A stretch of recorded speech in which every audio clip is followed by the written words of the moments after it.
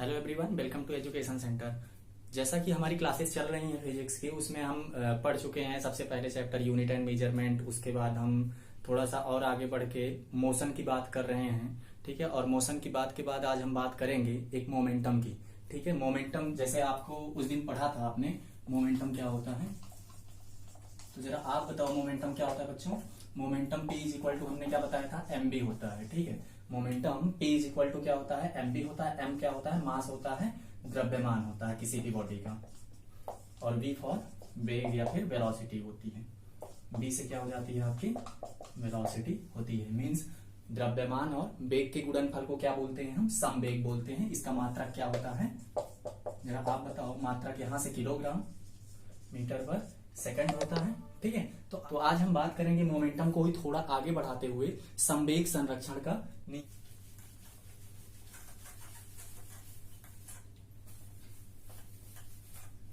संवेग संरक्षण का नियम, इसको अंग्रेजी में बोलते हैं कंजर्वेशन लॉ ऑफ मोमेंटम।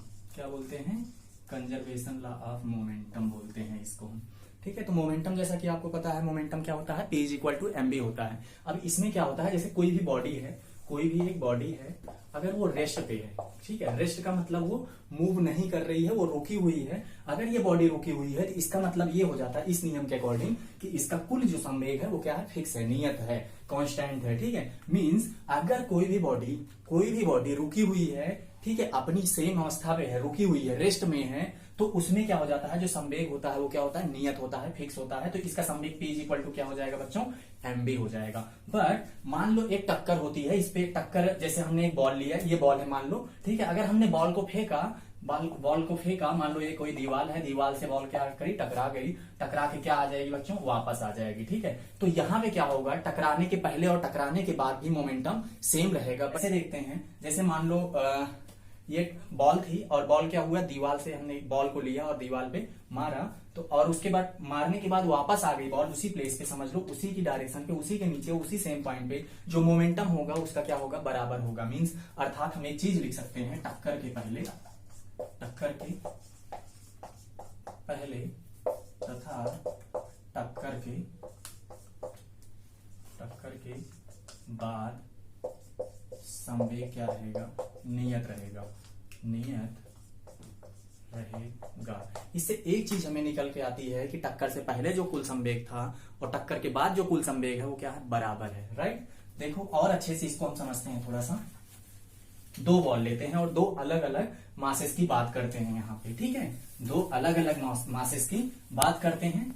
एक एग्जांपल लेते हैं हम, जिसमें कि क्या करते हैं बच्चों, दो बॉल लेते हैं, एक बॉल का द्रव्यमान m1 मान लेते हैं, दूसरी बॉल का द्रव्यमान क्या मान लेते हैं, m2 मान लेते हैं। इसकी इनिशियल वेलोसिटी u1 मान लेते हैं, इसकी इनिशियल, दूसरे वाले की इनिशियल वेलोसिटी क्या मान लेते हैं बच्चों, u2 मान लेते हैं। अब जरा आप बताओ, अगर हम इसको एक दीवार से टकराते हैं, इन दोनों को बॉल को दीवार पे टक्कर के लिए भेजते हैं, तो जरा आप बताओ, ये वापस आएगी, टक्कर होने के बाद बॉल है तो वापस आएगी, ठीक है। ये दूसरी बॉल हो गई, ये पहली बॉल हो गई, ये क्या हो गई, इसका द्रव्यमान तो वही रहेगा बच्चों। एक चीज बताओ मुझे, द्रव्यमान कभी बदलता है क्या, द्रव्यमान कभी भी नहीं बदलता। किसी भी चीज का द्रव्यमान नहीं बदलता है, जो द्रव्यमान रहता है वही हमेशा रहता है, उसमें कोई परिवर्तन नहीं होता है। एक स्केलर क्वांटिटी है, एक अदिश राशि है द्रव्यमान, ठीक है। और द्रव्यमान का जो मात्रक होता है वो क्या होता है बच्चों, किलोग्राम होता है। जरा आप बताओ, यहाँ से इसकी वेलोसिटी u2 थी, मान लो अब बदल गया और इसकी वेलोसिटी क्या हो गई, v2 हो गई, ठीक है। भेजते समय आपका अलग वेग होगा और बॉल को टकराने के बाद उसका वेग क्या हो जाएगा, अलग हो जाएगा,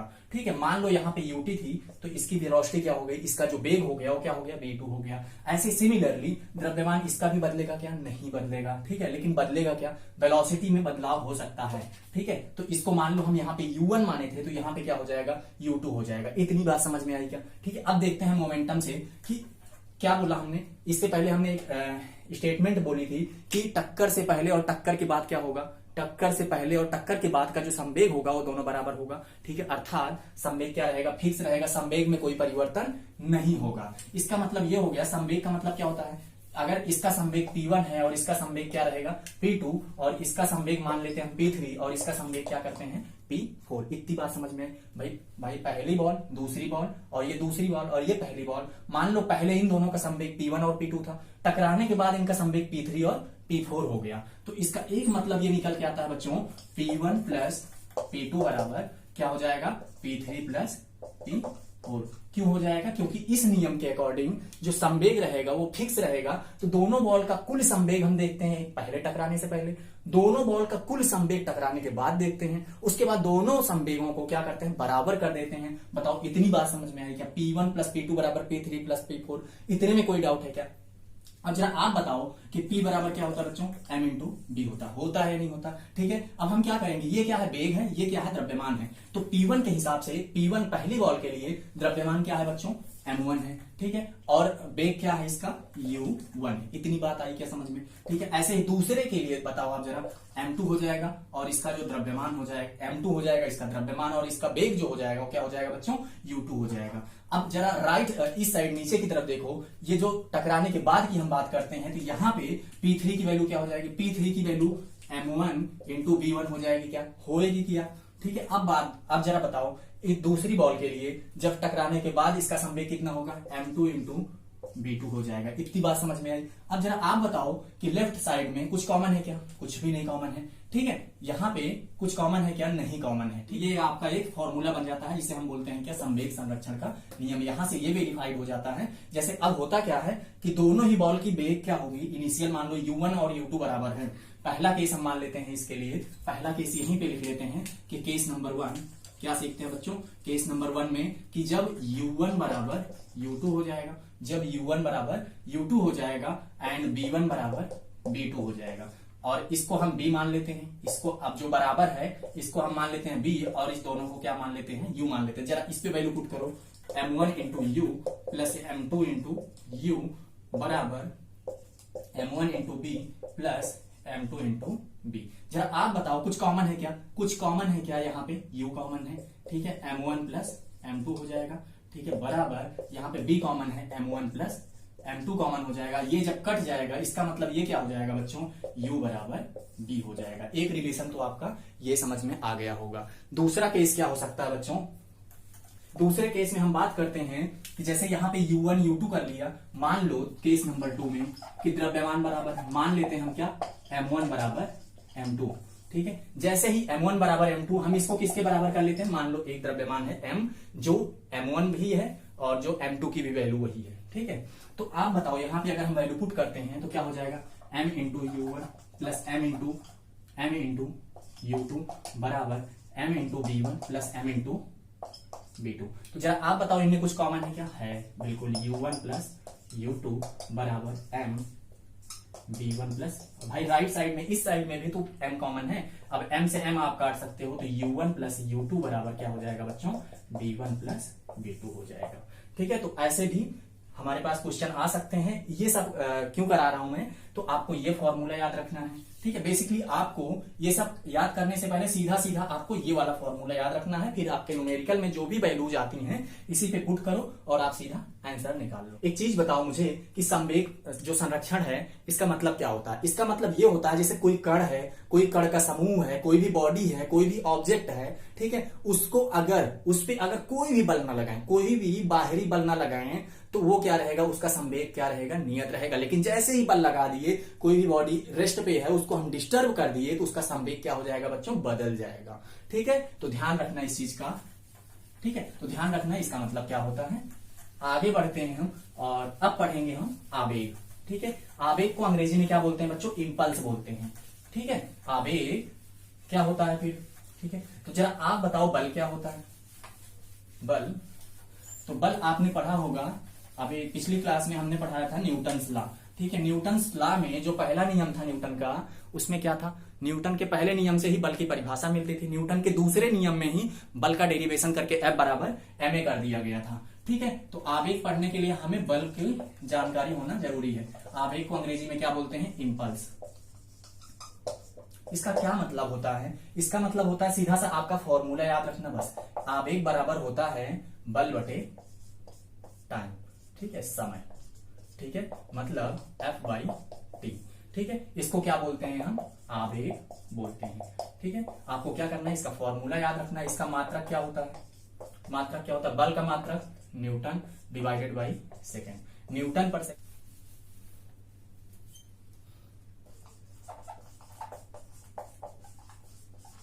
अभिकेंद्रीय बल, और इसी साइड में लिख देता हूं अपकेंद्रीय बल। ठीक है, इसको अंग्रेजी में बोलते हैं सेंट्रीफ्यूगल फोर्स। कौन सा फोर्स, सेंट्रीफ्यूगल फोर्स। इसको क्या बोलते हैं बच्चों, सेंट्रीपेटल फोर्स। कैसा फोर्स, सेंट्रीपेटल फोर्स।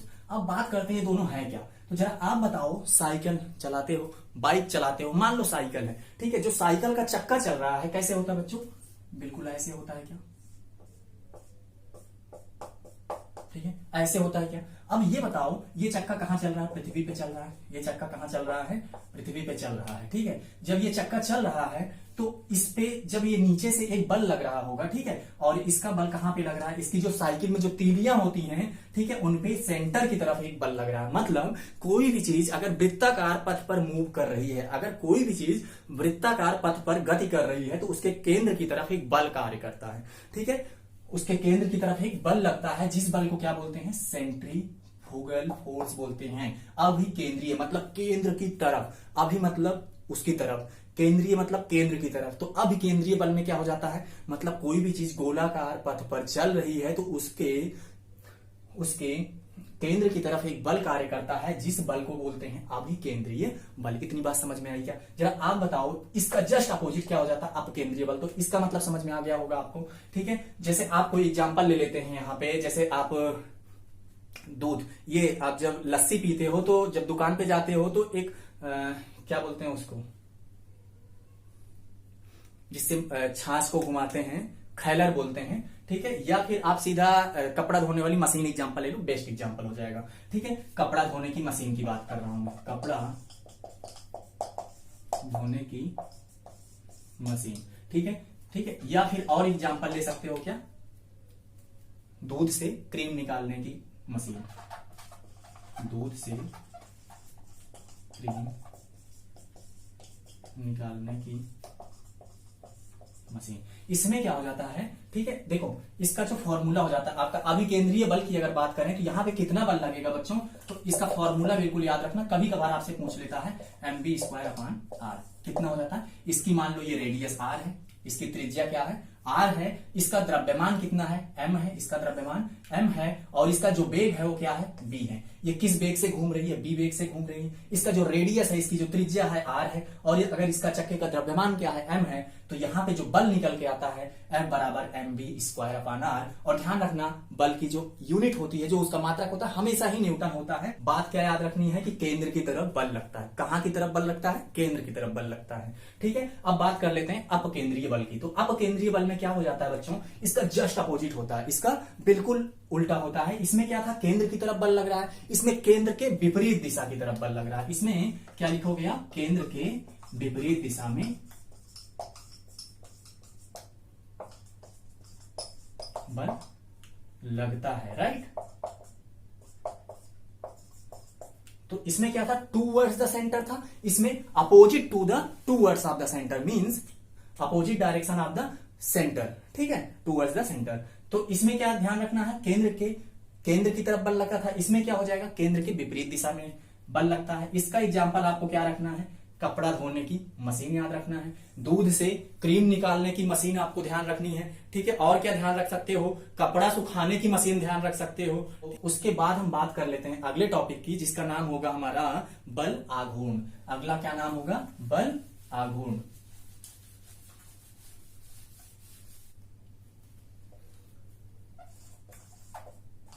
बल आघूर्ण, इसको बोलते हैं अंग्रेजी में moment of force, moment of force.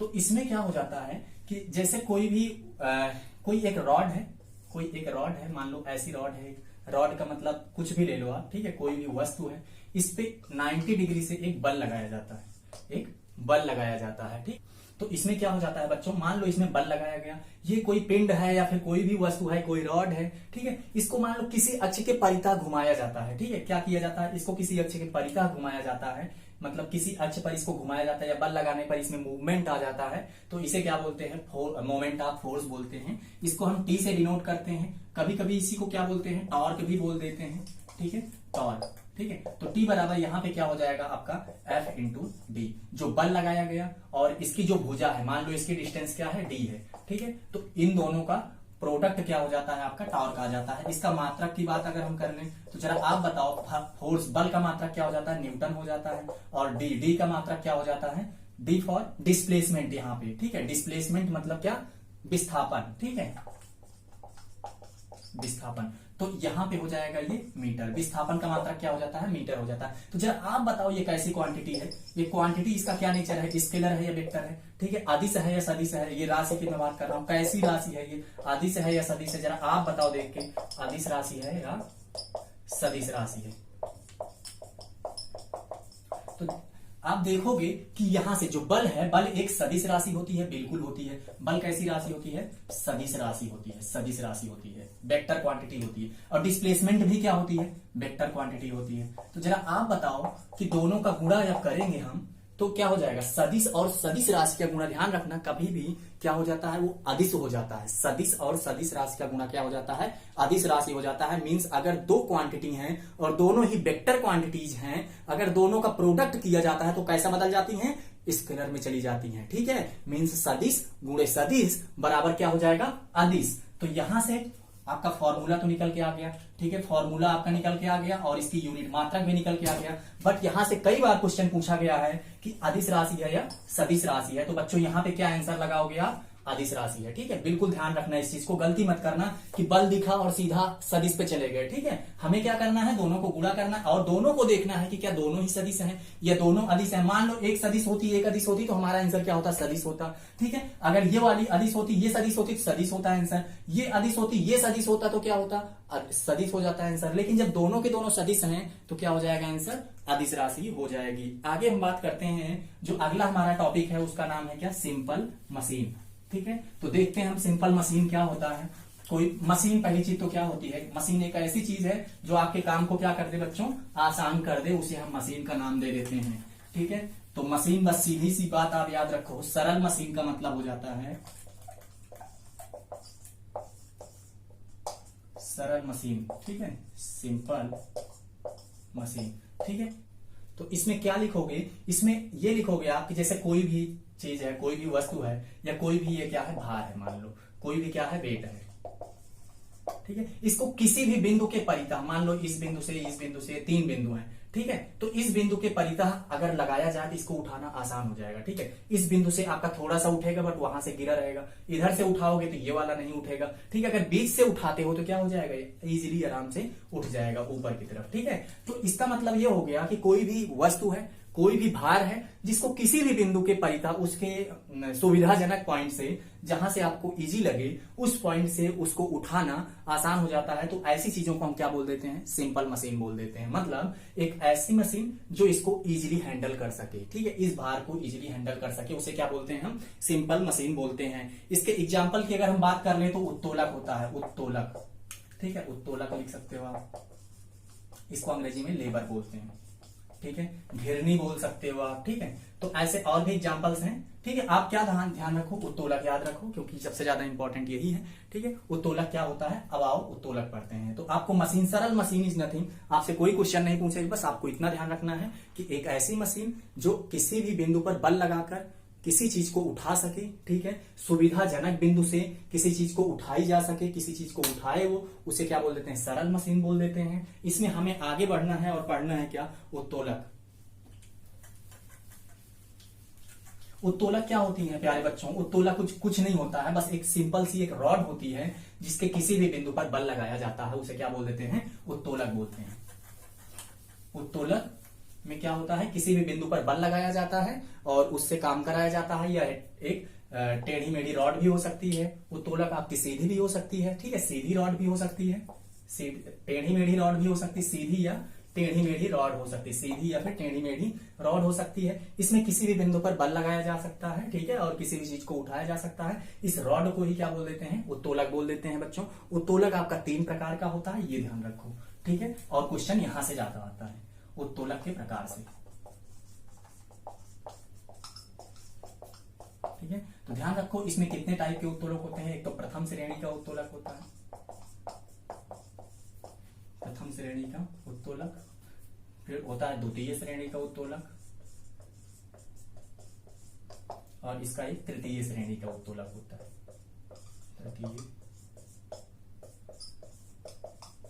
श्रेणी का उत्तोलक, ठीक है। अब इस तीनों श्रेणी के उत्तोलक से पढ़ने से पहले हमें 3 चीजों के बारे में जानना होगा, आयास, आलंब और भार, ठीक है। तो एक होता है आयास, दूसरा होता है आलंब, और तीसरा क्या होता है, भार होता है। आयास को अंग्रेजी में क्या बोलते हैं, एफर्ट बोलते हैं बच्चों, क्या बोलते हैं, एफर्ट बोलते हैं। आलंब को फलक्रम बोलते हैं, और भार को क्या बोलते हैं, लोड बोलते हैं, ठीक है, ठीक है। इसको सिंबल देते हैं W का, इसको हम E से मान लेते हैं, इसका सिंबल लेते हैं E, ठीक है, इसका सिंबल लेते हैं हम F। है क्या चीज, तो आपको बिल्कुल बेसिक सा समझ में आता होगा, तराजू, ठीक है, ऐसे होती है,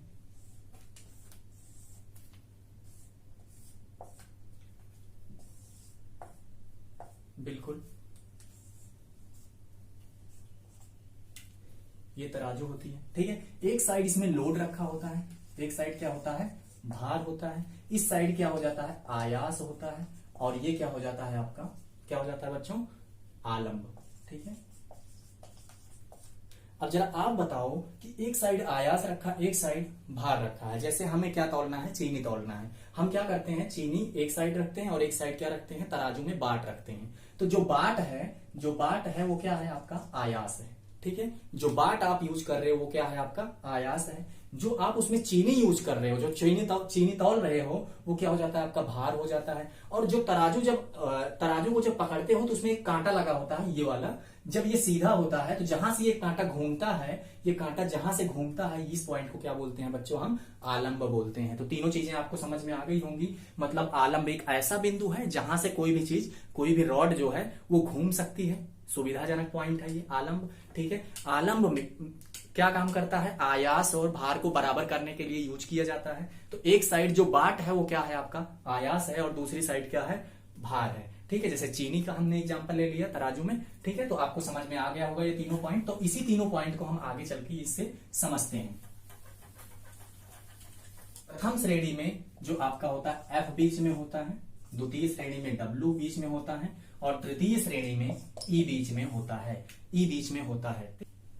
तो इसमें जो प्रथम श्रेणी का उत्तोलक होगा उसमें F बीच में रहेगा। जब F आपका बीच में रहेगा इसका मतलब क्या हो जाएगा, F आपका बीच में, आपका बसता क्या है, एक तो एफर्ट बसता है और आपका क्या बसता है, वेट बसता है, ठीक है। एक ये क्या है, आपका आलंब है, ये क्या है आपका, एक साइड क्या हो जाएगा, आयास हो जाएगा बच्चों, क्या हो जाएगा, आयास हो जाएगा। और जरा तेज से बताओ यहाँ पे इस साइड क्या हो जाएगा, भार हो जाएगा। इतनी बात समझ में आई क्या? जरा आप बताओ देख के कि इसका एग्जाम्पल क्या हो सकता है। तो बच्चों क्या हो सकता है इसका एग्जाम्पल, अभी हमने क्या लिया था एग्जाम्पल, तराजू लिया था। तो जरा इस पे तराजू लगाओ और बताओ हाँ सही है या नहीं सही है। तो इसका एग्जाम्पल क्या हो जाएगा, आपका तराजू हो जाएगा। क्या हो सकता है, पिलास हो सकता है, सिंडासी हो सकती है, केल उखाड़ने की मशीन भी हो सकती है। कैसे हो सकती है जरा आप बताओ, जब पिलास होता है कैसे होता है, कुछ ऐसे होता है।